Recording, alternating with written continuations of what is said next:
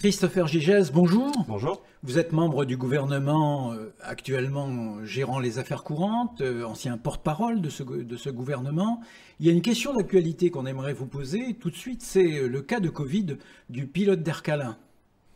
Ouais, déjà, sur la gestion du Covid, ça fait maintenant presque un an qu'on gère cette crise sanitaire pour protéger les Calédoniens, relancer notre économie. Ça a été une expérience un peu inédite, on en a appris un petit peu tous les jours et on savait qu'on avait cette possibilité qu'un PNC puisse un jour rapporter le Covid, mais on avait mis en place justement toute une procédure de mise en quatorzaine des cas contacts qui pouvaient être... Oui, c'est important de le rappeler. Les personnels navigants, dès leur arrivée, sont mis en quatorzaine à domicile. Exactement, ils sont mis en quatorzaine à domicile. S'il y a un cas contact de la famille, il y a une procédure derrière justement pour isoler cette personne. C'est ce qui a été fait sur le pilote d'Air Calin où ses membres de la famille ou les cas des personnes qu'il a pu voir ont été mis en isolement et ont été testés négatifs et donc on sera encore préservé du Covid. Mais dans le monde, la situation de la Nouvelle-Calédonie est enviable. C'est un succès de votre gouvernement, enfin, incontestablement. Je ne sais pas si c'est un succès, c'est pas à nous de le dire, mais il suffit de se balader dans la rue tous les jours en Nouvelle-Calédonie pour voir qu'on vit quasiment normalement. Je crois qu'il y a peu de pays aujourd'hui dans le monde. En France, aujourd'hui, on se pose la question de reconfiner ou pas, de prendre des mesures plus drastiques ou pas, avec des variants qui explosent, brésiliens, argentins, d'Afrique du Sud. Et finalement, en Nouvelle-Calédonie, on vit normalement et on vit avec une économie qui fonctionne aussi. C'est-à-dire qu'on voit qu'on a à peu près les mêmes recettes fiscales qu'en 2019. Je pense qu'il y a peu de pays au niveau économique qui peuvent se vanter de cette situation. Alors, c'est effectivement un autre volet que celui de la pérennité économique, du fonctionnement économique de la Nouvelle-Calédonie. Et puis, c'est vrai qu'aujourd'hui, on peut faire cette interview sans avoir eu de masque avant et sans enfiler notre masque après.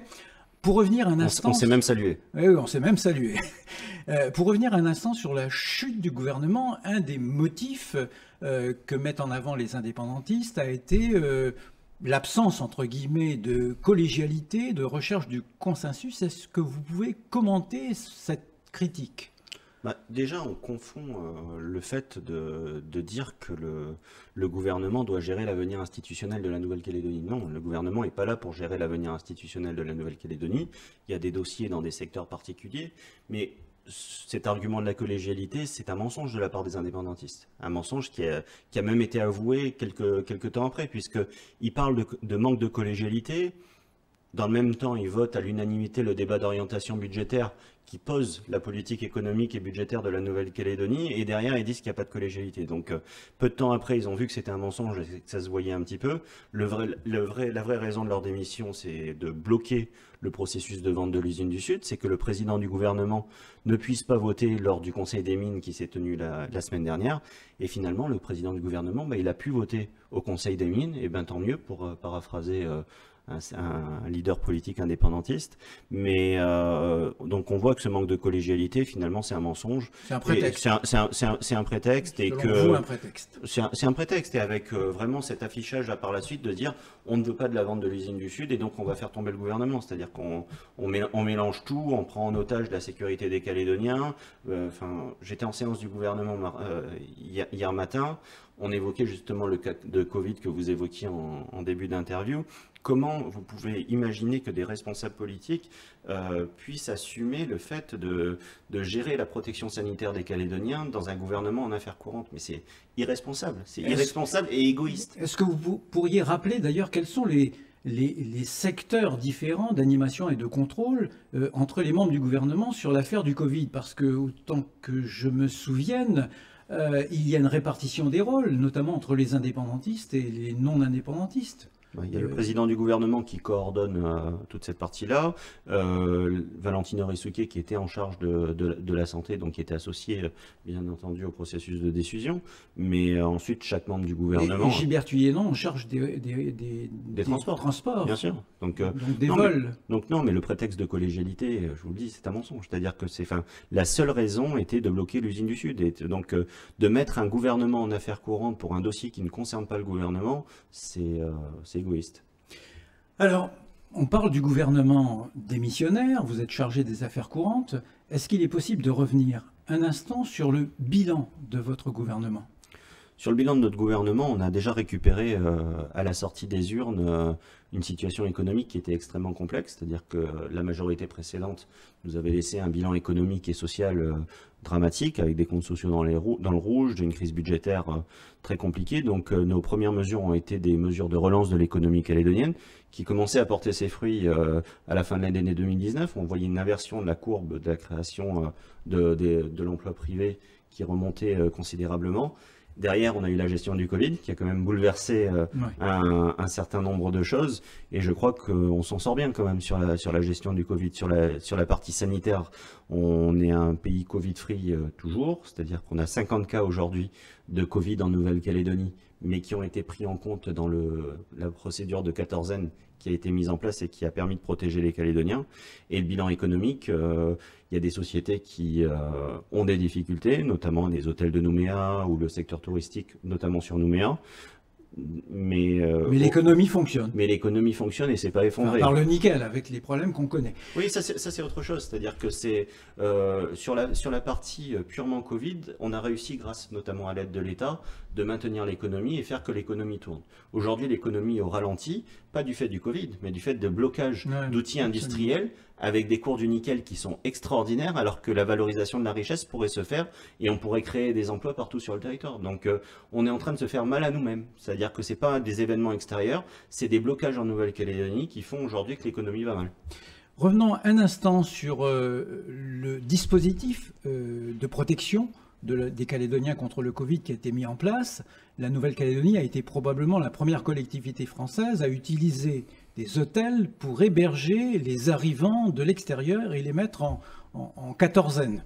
Est-ce que vous pourriez indiquer ce que les Calédoniens ignorent, le coût de cette mesure qui était nécessaire?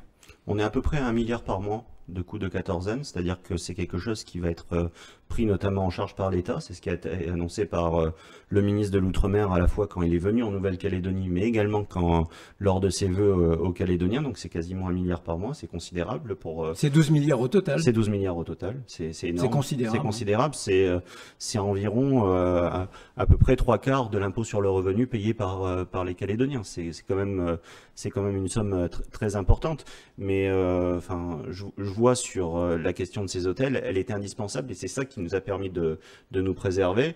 La première qui nous a mis un hôtel à disposition, c'était la présidente de la province sud qui avait mis le Méridien à disposition. Et finalement, après, il y a eu d'autres hôtels qui ont été réquisitionnés pour justement garantir cette sécurité sanitaire. Et vous disiez que l'exercice 2020 se solde par un rendement fiscal qui est positif et supérieur à celui de 2019. Oui, légèrement supérieur, enfin équivalent, voire légèrement supérieur à 2019. Sur la TGC, on a Mais sans intégrer l'aide de l'État. Sans intégrer l'aide de l'État, c'est-à-dire que c'est un bilan économique et budgétaire qui est quand même important. On a un trou dans la raquette avec les comptes sociaux, c'est-à-dire que les comptes sociaux, malgré tout, il y a des dépenses de santé où des réformes indispensables sont effectuées, et notamment des économies sur cette partie-là.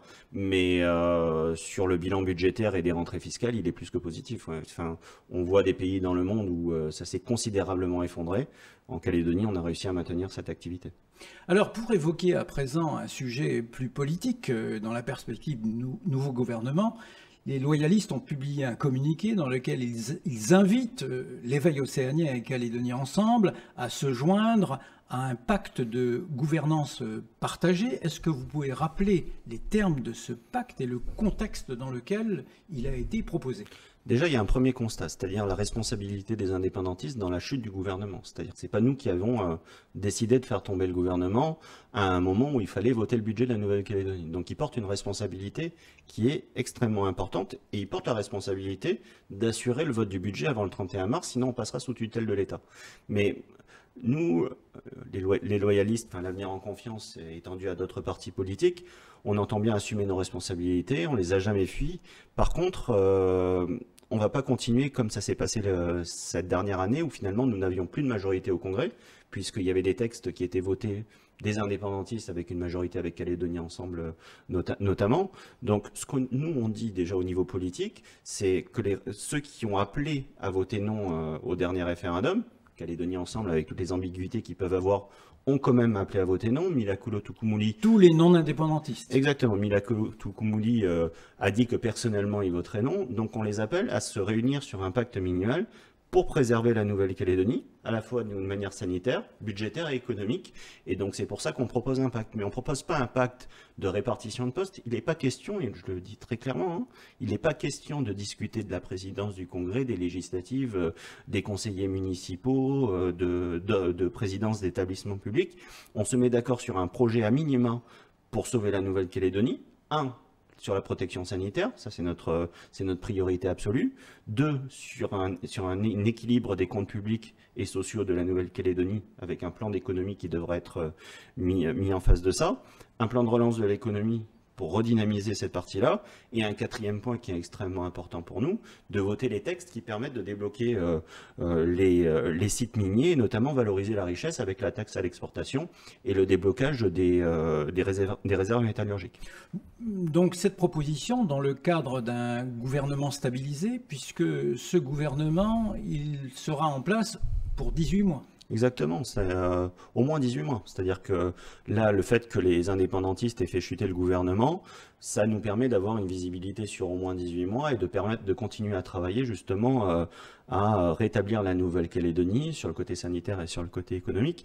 Mais je veux juste revenir sur ce qu'on propose à l'éveil océanien et Calédonie ensemble. C'est un choix politique, c'est un vrai choix politique. C'est-à-dire qu'on ne rentrera pas dans de la tambouille politicienne sur la répartition de postes, c'est ce que je disais. Donc il y a un choix, soit ils se mettent avec nous, il y a une politique loyaliste et une politique en faveur de rétablir l'économie et la santé en Nouvelle-Calédonie, soit il y a un choix où ils vont avec les indépendantistes. Mais c'est à eux maintenant de faire ce choix-là, et nous on ne va pas rentrer dans du bricolage politicien. Vu la situation actuelle de la Nouvelle-Calédonie, ça serait irresponsable de notre part. On peut qualifier ce choix de société. C'est soit effectivement aller vers une société plus indépendante, plus indépendantiste, soit être dans une société davantage dans le maintien de la Nouvelle-Calédonie dans la République. C'est un moment de vérité. C'est un vrai moment de vérité. C'est-à-dire qu'aujourd'hui, soit ils considèrent qu'il faut donner la présidence du gouvernement à un indépendantiste, alors qu'ils ont déjà la présidence du Congrès, 2 provinces sur 3, la majorité des communes. Donc le choix politique, il est très clair. Soit ils s'inscrivent dans une politique qui respecte les règles de la démocratie, hein, parce que les Calédoniens se sont prononcés 2 fois pour dire qu'ils souhaitaient le maintien de la Nouvelle-Calédonie dans la France, avec toutes les contraintes sur le corps électoral que l'on connaît. Aux élections provinciales, on a vu que les loyalistes étaient majoritaires également. L'Avenir en Confiance est sorti premier parti politique calédonien aux dernières élections. Donc soit ils respectent les règles de la démocratie et on travaille ensemble pour l'intérêt général des Calédoniens, soit ils prennent un choix de mettre les indépendantistes au pouvoir, mais ce choix leur appartient et c'est pas à moi de leur dire. Alors, Gilbert Thuyennon, sur le plateau de NC Première, évoquait les possibilités pour les indépendantistes d'entrevoir le rétablissement du déséquilibre budgétaire et le vote du budget. Il citait en particulier, du point de vue indépendantiste, le rabotage, si on peut dire, ou la suppression des niches fiscales. Il évoquait le chiffre de 50 milliards. Est-ce que vous pouvez commenter cette affirmation de 50 milliards sur les niches fiscales? Dans ces 50 milliards, il y a beaucoup de choses. C'est-à-dire qu'il y a la niche fiscale qui concerne les gens de maison, les travaux sur l'assurance, sur les travaux de maison qui sont faits par des artisans, les primes d'assurance vie.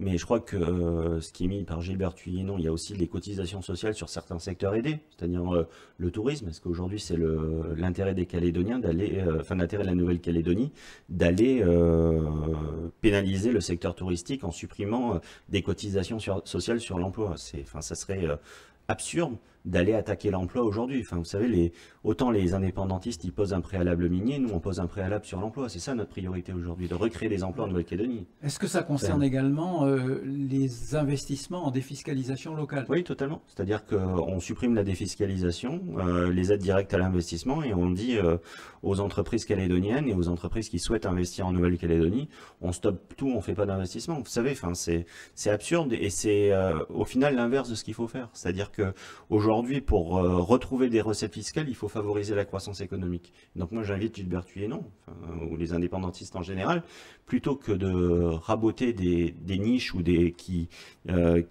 nuisent à l'investissement. Il y a des choses à faire sur les niches. Enfin, sur l'assurance vie, il faut la revoir pour que l'épargne soit plus en Nouvelle-Calédonie. Il y a des choses à voir. Mais pas toucher à l'emploi, pas toucher aux investissements. Mais la priorité, c'est de lever les blocages et c'est de permettre aux gens de travailler. Je crois qu'il y avait le président du MEDEF qui était sur une radio de la place il y a quelques jours, les salariés de la SLN aussi le disaient, laissez-nous travailler. C'est-à-dire qu'on a toutes les conditions aujourd'hui pour réussir notre croissance économique en Nouvelle-Calédonie, mis à part une bande qui bloque les outils de travail. Donc quand on n'empêchera pas les gens de travailler, notre économie, elle rebougera. Mais c'est pas en augmentant les impôts, en pénalisant l'emploi, en pénalisant les investissements, qu'on va sauver la Nouvelle-Calédonie. Au contraire, c'est en libérant, c'est en incitant, c'est en montrant qu'il y a de la visibilité en Nouvelle-Calédonie qu'on créera de la croissance économique et que chacun pourra bien vivre en Nouvelle-Calédonie.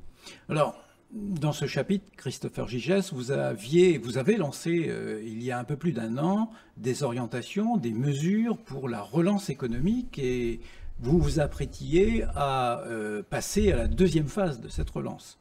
Il y avait une mesure, parmi les nombreuses mesures que vous proposez, qui intéressait bien les Calédoniens, c'était le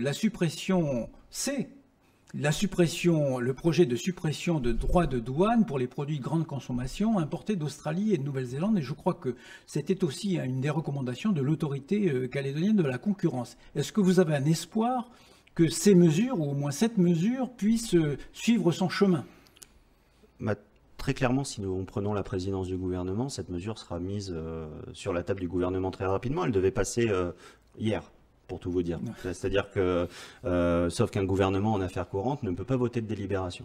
Et donc là, c'est une délibération qui met 0 droit de douane sur les produits de grande consommation australiens et néo-zélandais et qui va directement en augmentation du pouvoir d'achat des Calédoniens. Donc si nous devions reprendre le gouvernement dans les prochains jours, très clairement, ça sera une des mesures qui sera sur la table, comme d'autres préconisations de l'autorité de la concurrence. Je pense qu'il y a un vrai problème de vie chère en Nouvelle-Calédonie. J'avais commandé au début de mon mandat cette étude à l'autorité de la concurrence pour connaître la structure des prix en Calédonie, parce que on a l'habitude de se concentrer finalement sur le bout de la chaîne et de dire voilà, c'est les grandes surfaces qui se gavent, excusez-moi le terme, mais c'est ce qui est utilisé. Il y a peut-être des intermédiaires, c'est-à-dire qu'il y a le port, il y a l'acconnage, il y a des protections de marché qui sont peut-être abusives, il y a des choses à regarder et finalement la chaîne de la structure des prix en Nouvelle-Calédonie fait qu'il y a un vrai travail à faire. L'autorité a émis 18 recommandations. Donc on était prêt à prendre des mesures aussi rapidement sur ça. Donc vous savez, nous on est prêt à travailler. On est prêt à travailler, pas du côté idéologique, mais justement pour améliorer le quotidien des Calédoniens et de tous les Calédoniens, contrairement aux indépendantistes. C'est effectivement un rapport très complet et peut-être le premier du genre que l'autorité de la concurrence a produit. C'est un énorme travail. Et puis, comme vous le dites, changement de gouvernement et reconduction ou changement intégral du gouvernement, la cherté de vie restera en Nouvelle-Calédonie. Ça fait partie des problèmes qui vont demeurer. Comme va demeurer la perspective du 3e référendum. Alors, ce gouvernement, vous l'avez dit, il sera en place pour 18 mois au moins. Est-ce que vous avez le sentiment, et ce sera la dernière question, que exercer le pouvoir exécutif en Nouvelle-Calédonie pendant ces 18 mois jusqu'en août 2022 au minimum aura une incidence sur le 3e référendum? Il y a un message qui est important, c'est-à-dire que c'est ce qu'on dit à l'éveillé océanien et Calédonie ensemble. Porter à la présidence du gouvernement un indépendantiste, serait un très mauvais signal. Très très mauvais signal, qui devront assumer si c'est le cas, alors qu'on a très bien travaillé jusqu'à présent avec Vaïmoa Mouliava, et donc je ne doute pas que les bons choix seront faits au niveau du gouvernement, mais le signal serait catastrophique à mon sens. Mais ensuite, le gouvernement, je vous dis, il ne doit pas s'occuper de l'avenir institutionnel. C'est-à-dire qu'on doit travailler sur des dossiers qui sont urgents, sur le côté sanitaire des Calédoniens, sur la relance économique, sur le rétablissement des comptes publics et des comptes sociaux. Et on doit laisser à d'autres qui sont habilités à parler de l'avenir institutionnel, de discuter de l'avenir institutionnel. Mais le signal serait catastrophique de porter un indépendantiste à la présidence du gouvernement. J'espère que les bons choix seront pris dans les prochains jours. Ce sera le mot de la fin. Christopher Gigès, merci. Merci.